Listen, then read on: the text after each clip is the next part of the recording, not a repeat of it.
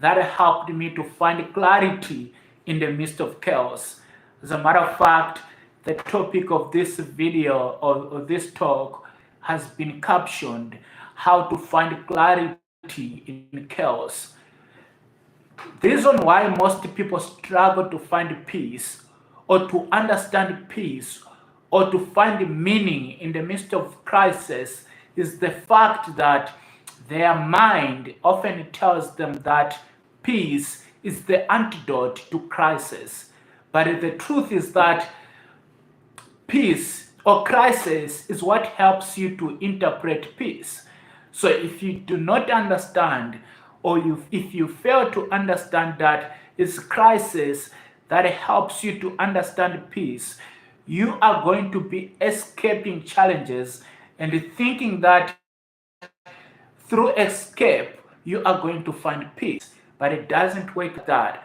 So quickly, I am going to share with us two keys that helped me to find meaning or to find clarity in the midst of chaos.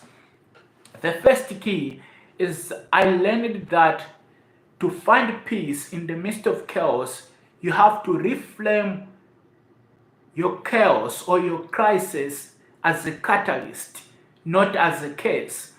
I was speaking to a gentleman a few days ago, and he just told me that he resigned from his workplace and wanted to do something that aligns with his values and vision.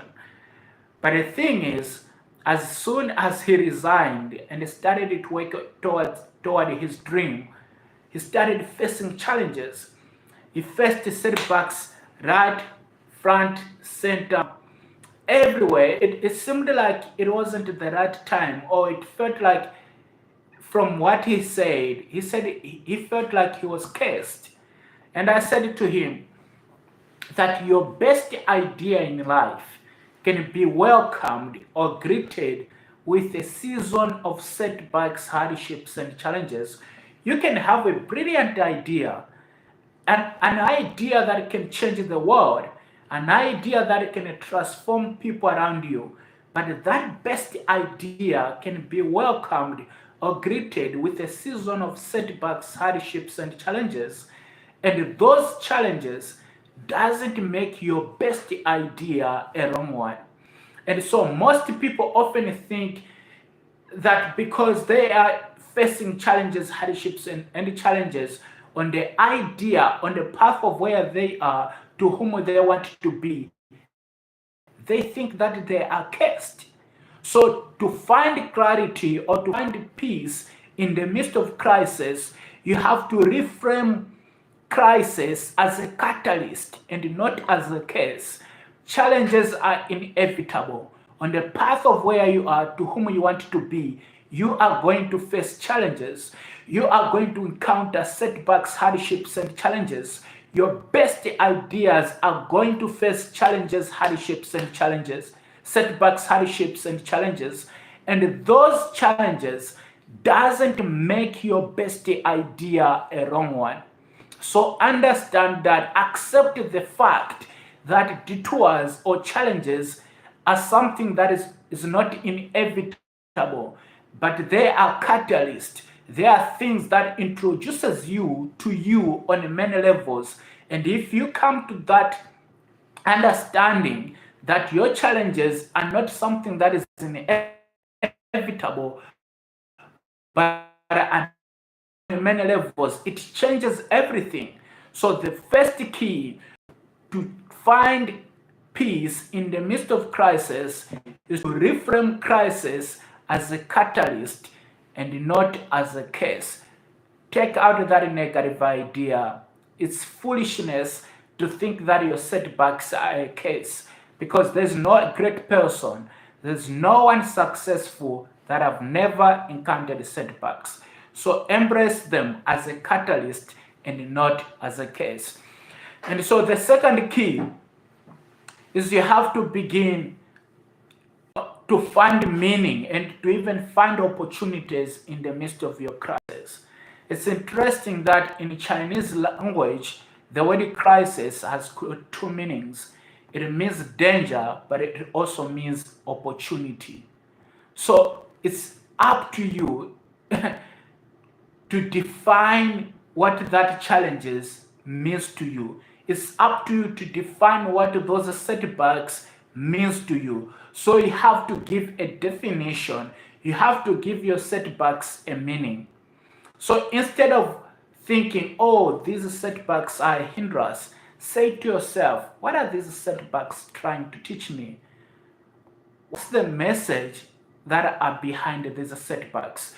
Because most of the times we focus, we overlook the deeper meanings and motives behind the setbacks, hardships, and challenges that we encounter.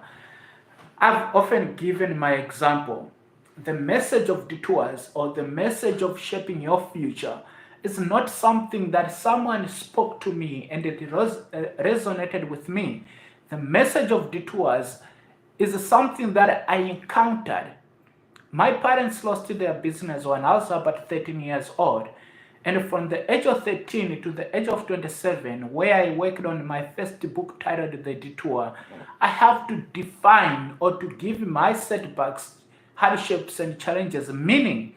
And the meaning that I gave to my setbacks, hardships, and challenges was that those setbacks introduced me to me on many levels. It changed everything. It has even changed how I look at life and how I engage or show up in life. When I encounter setbacks and challenges, I don't panic because I am always giving meaning to every setback that I encounter. And I've often said that the word panic is a very interesting word. It is originally taken from a Greek word which means to cut off, to disengage, or to disconnect. And that's exactly what happens when you panic. When you panic, you cut off the air that goes to your brain. And when you cut off the air that goes to your brain, your mind cannot think clearly. And when your mind cannot think clearly, your mind cannot find options that exist for you in your environment. And when your mind cannot find options that exist for you in your environment, you disempower yourself. Ladies and gentlemen, the true strength that resides in every human being is his or her ability to find options. That's what separates humans from animals. The ability to find options. Every time you cannot find options, to find options simply means to see what's next for you. When you can't find options, it means that your mind cannot photograph what's next for you. So the key or the strength that resides in every human being is the ability to photograph what's next for them, to see in their mind what's next for them. Most people don't commit suicide because they lack options. Most people commit suicide because they can't photograph in their mind what's next. They are clueless. They don't know anything.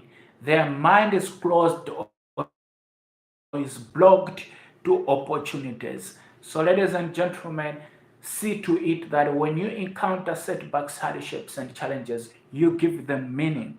You change your perspective on how you look at setbacks, hardships, and challenges. Instead of looking at them as a hindrance, begin to look at them as a necessary tool of engagement that introduces you to you on many levels.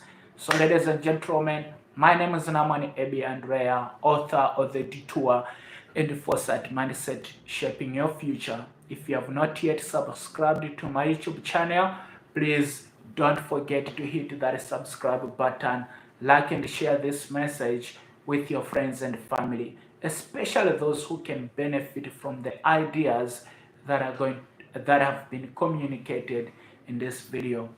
I love you so much, guys, and I look forward to seeing you tomorrow, same time, same place. Remain ever blessed. Again, please don't forget to hit that subscribe button. See you tomorrow. Remain ever blessed.